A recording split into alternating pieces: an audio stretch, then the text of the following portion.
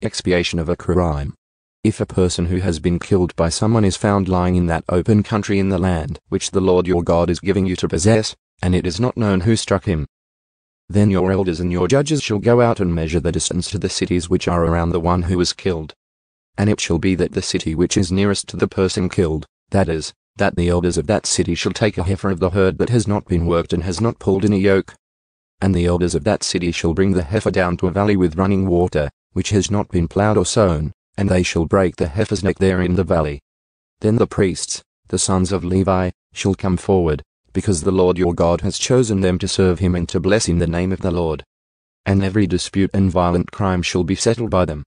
And all the elders of that city which is nearest to the person killed shall wash their hands over the heifer whose neck was broken in the valley.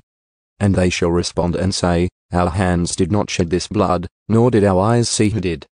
Forgive your people Israel whom you have redeemed, Lord, and do not place the guilt for innocent blood in the midst of your people Israel. And the guilt for bloodshed shall be forgiven them. So you shall remove the guilt for innocent blood from your midst, when you do what is right in the eyes of the Lord. Domestic relations. When you go out to battle against your enemies, and the Lord your God hands them over to you and you take them away captive, and you see among the captives a beautiful woman, and are strongly attracted to her and would take her as a wife for yourself, then you shall bring her into your home, and she shall shave her head and trim her nails.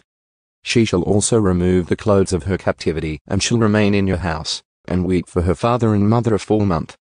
And after that you may have relations with her and become her husband, and she shall be your wife. But it shall be, if you are not pleased with her, then you shall let her go wherever she wishes. And you certainly shall not sell her for money, you shall not treat her as merchandise, since you have humiliated her. If a man has two wives, the one loved and the other unloved, and both the loved and the unloved have borne him sons, and the firstborn son belongs to the unloved, then it shall be on the day that he wills what he owns as an inheritance to his sons, he is not allowed to treat the son of the loved wife as the firstborn, at the expense of the son of the unloved, who actually is the firstborn son. On the contrary, he shall acknowledge the firstborn, the son of the unloved wife, by giving him a double portion of everything that he owns, for he was the beginning of his strength. To him belongs the right of the firstborn. If any person has a stubborn and rebellious son who does not obey his father or his mother, and when they discipline him, he does not listen to them, then his father and mother shall seize him, and bring him out to the elders of his city at the gateway of his hometown. And they shall say to the elders of his city, This son of ours is stubborn and rebellious. He does not obey us, he is thoughtless and given to drinking. Then all the men of his city shall stone him to death.